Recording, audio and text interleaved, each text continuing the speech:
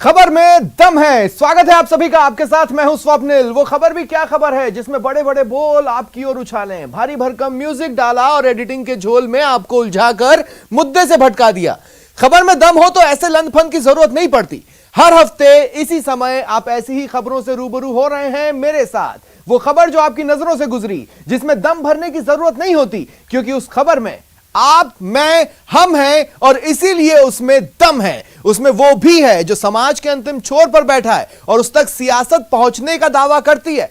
आप और हम पहुंचेंगे उस तक और बात करेंगे हर उस क्षेत्र की जिससे जुड़े हैं हम, कच्ची पगडंडियों की हलचलों से लेकर पक्की सियासत की गलियों तक। तो चलिए शुरू करते हैं खबर में दम है।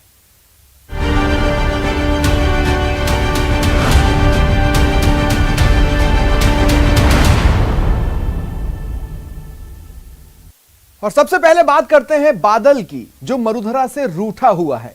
अन्नदाता के सारे सपने मानो टूट से गए हैं।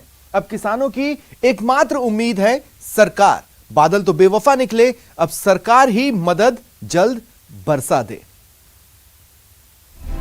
बारिश की बेरुखी, 12 जिले सूखे सूखे। अन्नदाता मायूस, बादल रूठे रूठे। आसमान की ओर नजर उठी, आस लगाए देखना शुरू किया। देखते रहे टकटकी लगाए, लेकिन बादल बेवफा बना रहा। भजन पूजन किया, पूजा पाठ की, नाच गाकर मनाने की कोशिश की। कई बार तो मेढक मेढकी की शादी तक करवा दी, लेकिन बादल बेवफा बना रहा। मरुधरा के करीब 12 जिलों में किसानों का बारिश का सपना सपना ही रह गया और बादल बेवफा होकर तोड़ गया किसानों का बाकी हर सपना।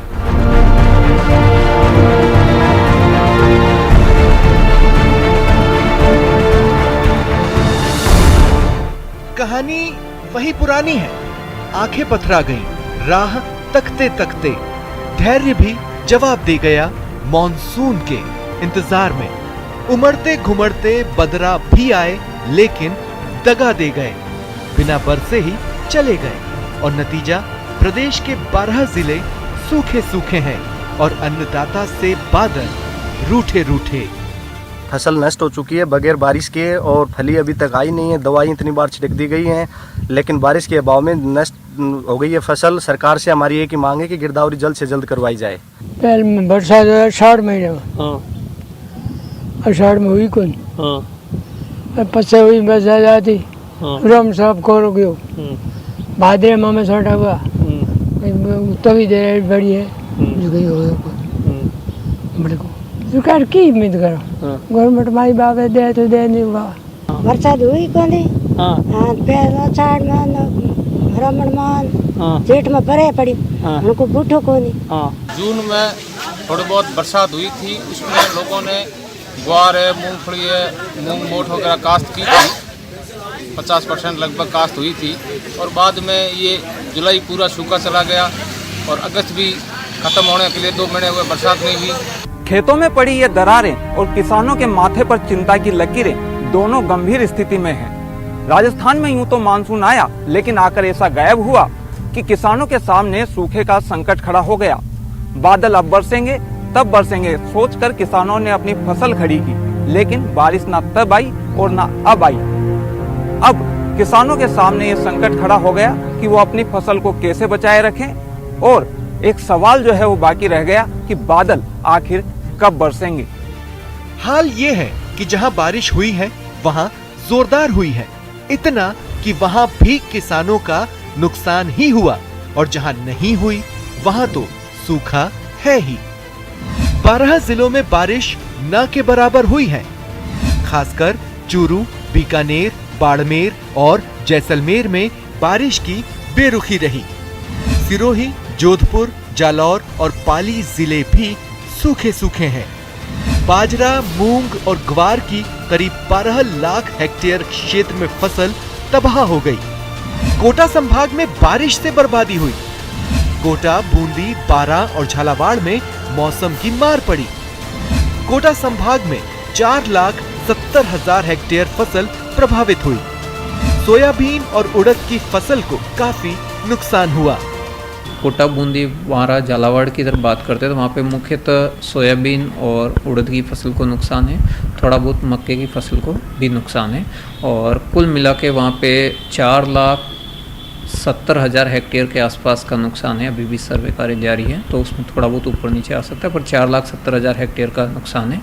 और इधर जो अपना पश्चिमी राजस्थान है, जहाँ पे कम बारिश की वजह से और दो स्पेल के बीच में जो गैप आया है, उसकी वजह से 12 लाख हेक्टेयर के आसपास है वो फसलों को नुकसान है। उसमें मुख्यतः बाजरा और मूंग और ग्वार मुख्य फसलें हैं जिनको नुकसान हुआ है। बारिश में देरी की वजह से प्रदेश में बुआई का टारगेट पहले ही फेल हो चुका है। दरअसल इस साल 1,63,00,000 हेक्टेयर में खरीफ की बुआई का लक्ष्य था जो हासिल नहीं हुआ, और उसके बाद अतिवृष्टि और अनावृष्टि की मार अलग। नतीजा अन्नदाता परेशान है, हलकान है, सरकार से आस लगाए हुए हैं। वहीं सियासतदान अपनी सियासत में व्यस्त है।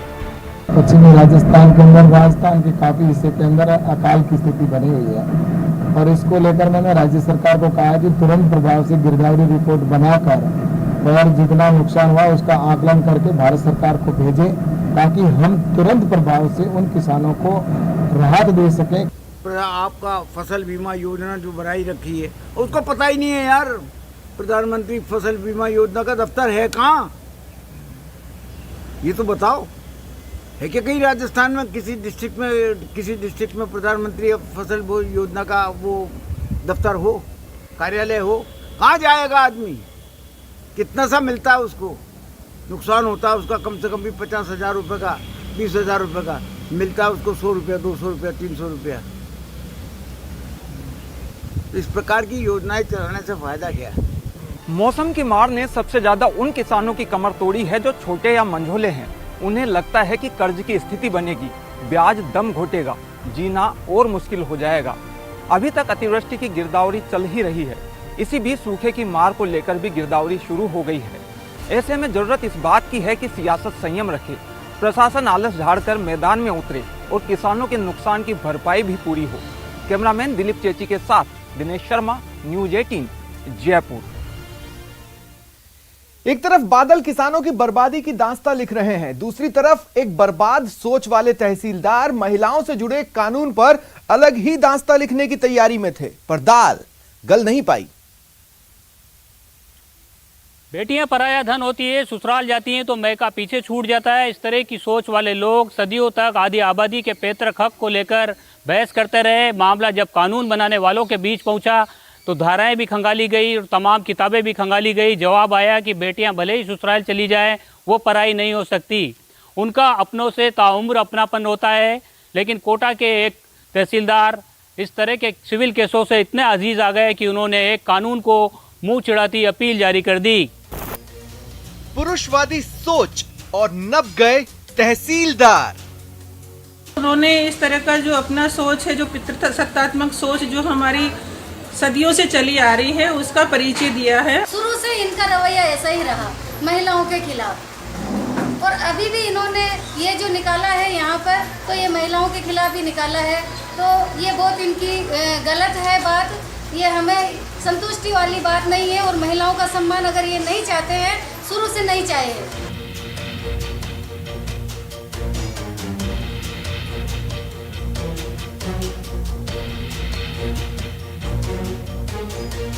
जिस दिन एक भाई अपनी बहन के लिए दुनिया भर की खुशियां लाता है, उसकी झोली उपहारों से भर देता है, उसी दिन दिगोद के तहसीलदार दिलीप प्रजापति ने प्रदेश भर की बेटियों से पैतृक हक छोड़ने की अपील की।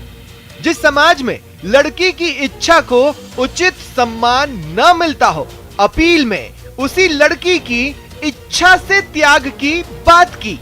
बकायदा खत लिखा और खत में लिखा, रक्षाबंधन को यादगार बनाइए, बहनों से स्वैच्छिक हक त्याग करवाइए। तहसीलदार की जारी चिट्ठी में लिखा गया, जब एक खातेदार की मौत हो जाती है तो उसके बेटे बेटियों और पत्नी का नाम स्वाभाविक उत्तराधिकारी के रूप में दर्ज किया जाता है। बहुत सारे धर्मों और परिवारों में यह परंपरा रही है कि बेटियां और बहनें अपनी पैतृक और अचल संपत्ति में हिस्सा नहीं लेती हैं। बजाय इसके वह अपनी सास और ससुर की संपत्ति में हिस्सा लेती है। तहसीलदार ने चिट्ठी में आगे लिखा, परिस्थितियां पाप को जन्म देती हैं और अंत में एक रिश्ता खत्म हो जाता है, क्योंकि भाई और बहनों के बीच जिंदगी भर बात नहीं होती है। तहसीलदार का लेटर मरुधरा के लिए किसी बम से कम नहीं था, क्योंकि ये वो प्रदेश है जहां हाड़ौती में साल 1870 में ही महिलाओं को संपत्ति में हक दे दिया गया था, वो भी लिखित कानून के तौर पर। तहसीलदार के लेटर का खूब विरोध हुआ, महिलाओं ने मोर्चा खोल दिया, तहसीलदार पर कार्रवाई की मांग की और आखिरकार तहसीलदार दिलीप प्रजापति को निलंबित कर दिया गया।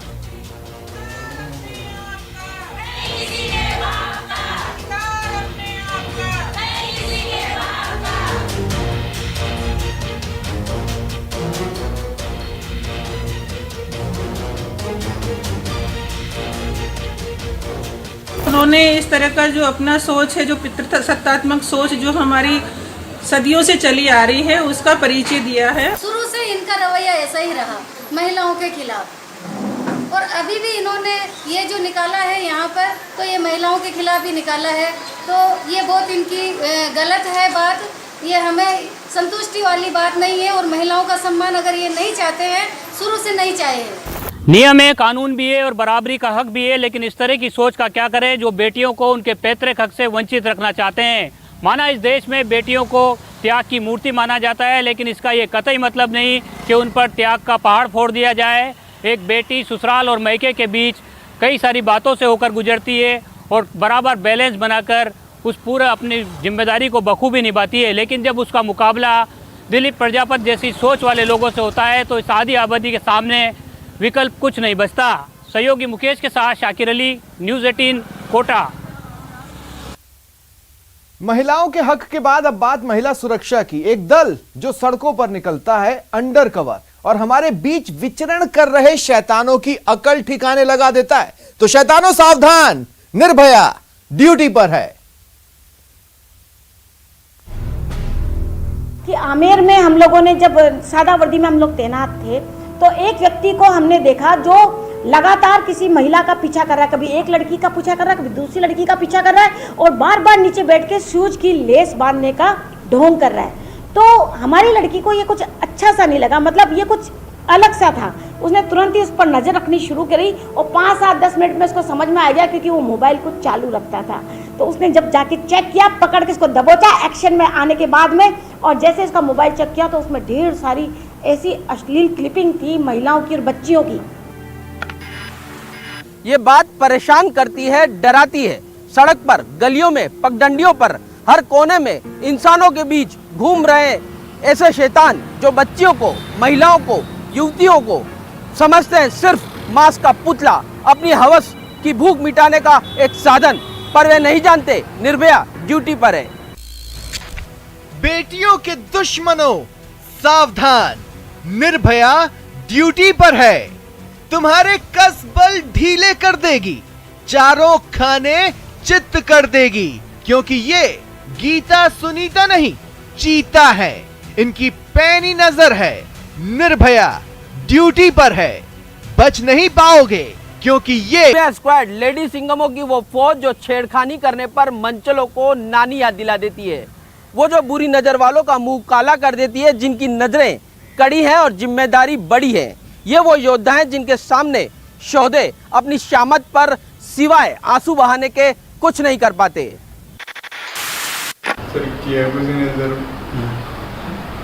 गलती आपके सामने हो गई। क्या किया था? वो गलती किस चीज़ की हो गई है बता। लड़की को देख लिया सर। देख लिया और वीडियो बना लिया। वीडियो बना लिया? किस टाइप का वीडियो बनाया? कैसे कैसे झुक के वीडियो क्लिप बनाया?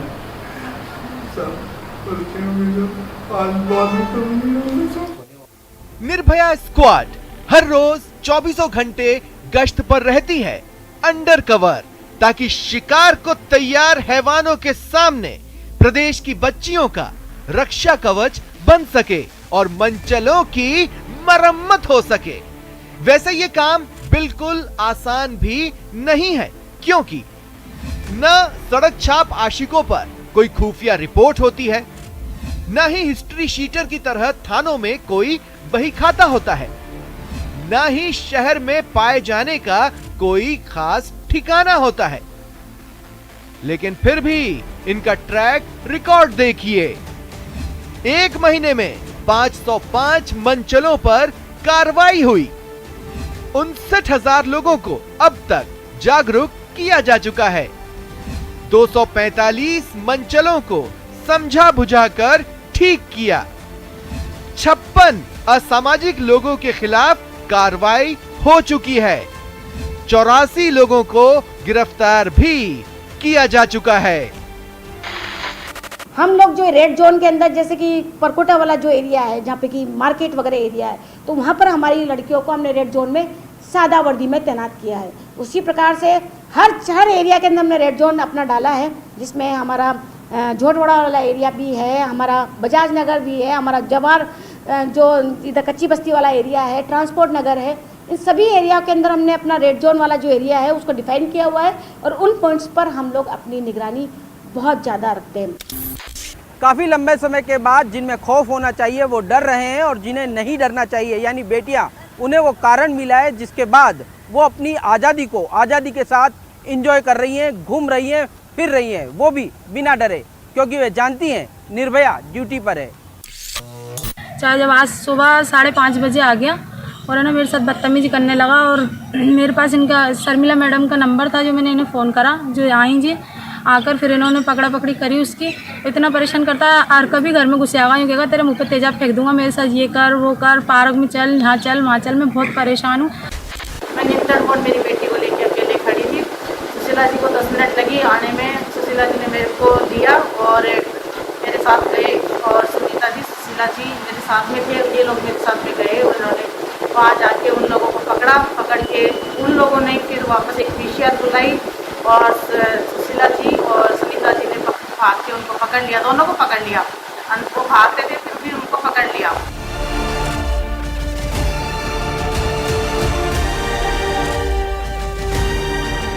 तो याद रखें, डरना नहीं है, सिर्फ इतनी हिम्मत दिखानी है कि निर्भया को बुलाना है ऑन द स्पॉट। मेरी बच्ची को ब्लैकमेल होने की जरूरत नहीं है, क्योंकि जयपुर की पुलिस उनके साथ है, निर्भया स्क्वाड उनके साथ है। आपको जरूरत है सिर्फ हेल्पलाइन पर कॉल करने की। तो आप डरे नहीं, बस कॉल कीजिए 100 नंबर पर, 112 नंबर पर, गरिमा हेल्पलाइन नंबर 1090 पर, और आप शिकायत कर सकते हैं व्हाट्सएप नंबर पर 8764868200 पर। बस आप निर्भय रहिए, क्योंकि निर्भया ड्यूटी पर है। कैमरा पर्सन अविनाश के साथ सौरभ गृहस्थी, न्यूज़ 18 राजस्थान, जयपुर। एक तरफ निर्भया सजगता के साथ ड्यूटी पर है, वहीं अजमेर में कलेक्ट्रेट परिसर के अंदर जितने चेहरे ड्यूटी पर हैं, उनकी सजगता अब सवालों के घेरे में है। हमारी नजर देखिए, हमारी खबर देखिए, खबर का असर देखिए। हाँ, अभी जो वीडियो की जो क्लिप है वो आपके माध्यम से मुझे प्राप्त हुई है, और जैसा कि बताया गया है कि कलेक्ट्रेट का ही मामला है, तो मैं सिविल लाइन्स थानाधिकारी से उसको शेयर करके और इसके बारे में जांच करके आवश्यक कार्रवाई करेंगे। रोजमर्रा के काम में सुबह या शाम में जिसे सिस्टम ने ढक कर रखा, उस सच को न्यूज़ 18 राजस्थान ने नंगा किया। जैसे ही आपकी स्क्रीन पर आपने उस सच की तस्वीरें देखी, सिस्टम को भी उस सच को देखना पड़ा और होना पड़ा मजबूर कार्रवाई करने को। थाने को शिकायत दी, पुलिस एक्शन में आई, अस्थायी दुकानें हटाई और शुरू की तलाश उस शख्स की जो सिस्टम की बदनामी का सबब बना। ये वो जगह है जहां ये सुनिश्चित किया जाता है कि संविधान की धाराएं, आईपीसी, सीआरपीसी की धाराओं को किसी और धारा में न बहा जा सके। ये वो जगह है जहां कलेक्टर बैठते हैं, एसपी साहब बैठते हैं और बैठते हैं वो लोग जो कहते हैं कि हम सदैव सजग हैं। इन सब के बीच में एक अनजान शख्स यहाँ आता है और इन सब की धाराओं के बीच में नशे की धारा बहाकर चला जाता है। सिस्टम करे ना काहू से दोस्ती, ना काहू से बैर। पीना हो बेझिझक शराब तो वेलकम टू अजमेर। शराबी क्या मांगे? शराब और वो जगह जहां वो इत्मीनान से पी सके, बेरोक टोक आराम से जब तक जी चाहे। और ये सब मिलता है अजमेर कलेक्ट्रेट में। देख लीजिए, दीवार के पार से बोतल ली और शुरू कर दिया शराब गटकना। न सरकारी नजरों से छिपने की कोशिश की, न ही सरकारी दीवारों में ओट ढूंढने की। घूंट पर घूंट लगाया, नशा चढ़ाया, इत्मीनान से बेरोक टोक तलब मिटने तक। फिर दीवार फांद कर नहीं गया, हल्के लड़खड़ाते कदमों से सरकारी कारिंदों के बीच से जगह बनाते एग्जिट गेट से बाहर निकल गया, ये बताकर कि सरकारी शब्द के मायने जनता के बीच यूं ही बदनाम नहीं है। सरकारी मतलब नियमित सुरक्षित नौकरी के नशे में डूबे चेहरे, जिन्हें फुर्सत नहीं कि वो ये तक देख सकें कि उनकी कर्मस्थली अब शर्मस्थली में बदलती जा रही है। खैर, कहते हैं कि जब जागो तभी सवेरा, लेकिन सुबह के बाद होती है शाम और फिर होता है गहरा अंधेरा, जिसके बाद सब सो जाते हैं। इसी तरह इस बार की कार्रवाई भी इस बात का पुख्ता सबूत नहीं है कि यहाँ एक बार फिर से अस्थायी दुकानें नहीं लगेंगी, कोई दोबारा इस जगह को मैखाना नहीं बनाएगा। जो पहले हुआ है वो दोबारा भी होगा, क्योंकि सिस्टम को गहरी नींद में सोना पसंद है। वीडियो जर्नलिस्ट दिनेश गहलोत के साथ राजस्थान, अजमेर। इसके साथ ही सवालों के घेरे में है नीयत मरुधरा को हरित प्रदेश बनाने की। एक दशक पहले अभियान शुरू किया, 11 साल काफी पैसा बहाने के बाद कागजों में हरियाली आ गई, पर जमीन पर 20% का टारगेट टाए फिस हो गया। वन नीति 2010 में तय ये किया गया था कि 2020 तक राजस्थान के अंदर 20% भूभाग पर हरियाली फैला दी जाएगी। हर साल करोड़ों पौधे लगाए गए। पिछले 10 साल में करीब 40 करोड़ पौधे राजस्थान में लगा दिए गए, लेकिन नतीजा वो नहीं आया जो लक्ष्य तय किए गए थे। साल 2010 में प्रतियोगी परीक्षाओं में एक सवाल पूछा जाता था कि राजस्थान में हरियाली कितने प्रतिशत है। जवाब था 7.11%। लेकिन 11 साल बाद भी न सवाल बदला और न ही जवाब। आज भी सवाल वही है और जवाब भी वही, वो भी तब जब 2010 से अब तक प्रदेश में करीब 40 करोड़ पौधे लगाए जा चुके हैं। लेकिन मरुधरा में ग्रीन कवर क्षेत्र में कोई इजाफा नहीं हुआ। उल्टे पिछले 11 सालों में कुल ट्री कवर घटे ही हैं। टारगेट तय किया गया था 20% हरियाली का, लेकिन कागजों में तो हरियाली बढ़ी, लेकिन धरातल बाग नहीं हो पाया। वन विभाग के आंकड़ों के मुताबिक प्रदेश में कुल फॉरेस्ट कवर 16,630 वर्ग किलोमीटर है। कुल ग्रीन कवर 8,112 वर्ग किलोमीटर है, जबकि साल 2010 में फॉरेस्ट कवर 16,036 वर्ग किलोमीटर था और ट्री कवर 8,274 वर्ग किलोमीटर था। साल 2010 में वनावरण 24,310 वर्ग किलोमीटर था, यानी प्रदेश के कुल भूभाग का 7.11%। साल 2020-2021 में अब वनावरण 24,742 वर्ग किलोमीटर है, यानी प्रदेश के कुल भूभाग का 7.23%। हालांकि 2010 के वन नीति में साफ लिखा गया था कि एक दशक में प्रदेश में हरियाली को 7% से बढ़ाकर 20% तक ले जाना है। पौधे लगाने पर नंबरिंग सिस्टम न हो, जब तक संबंधित अधिकारी की जवाबदेही तय न हो और जीवित रहने की जवाबदेही हो कि भाई कितने प्रतिशत पौधे जीवित रहने चाहिए, ये कानून में प्रावधान होना चाहिए और जिम्मेदारी दी जानी चाहिए कि आपने 10 लाख पौधे लगाए हैं तो कितने पौधे बचेंगे, उस व्यक्ति की जिम्मेदारी होनी चाहिए, पर्टिकुलर व्यक्तिगत रूप से, तभी पौधे बच पाएंगे। बाकी धरती पर कागजों में वन विभाग ने हरित राजस्थान योजना के तहत या अन्य अलग अलग योजनाओं के तहत अरबों रुपए खर्च कर दिया। और इस धरती पर अगर यूं रिकॉर्ड देखा जाए तो धरती चलने फिरने लायक भी नहीं रही, इतनी जमीन में पौधे इन्होंने कागजों में लगा दिए। फिलहाल नई वन नीति तय की जा रही है और राजस्थान के लिए नए लक्ष्य तय किए जा रहे हैं। ऐसे में ज़रूरी है कि पहले जो पौधारोपण किए गए उनके ऊपर एक सवाल जवाब किए जाएं कि इतने करोड़ों पौधे जो लगाए गए थे वो जी क्यों नहीं पाए। ऐसे में राजस्थान के लिए अब जो नई वन नीति बनाई जा रही है उनमें भी ऐसे प्रैक्टिकल टारगेट तय किए जाएं जिन्हें हासिल करना आसान हो। कैमरा पर्सन यासीन के साथ में अरबाज अहमद, न्यूज़ 18 के लिए जयपुर से। तो देखा आपने, खबर में दम है। फिलहाल इतना ही, नमस्कार।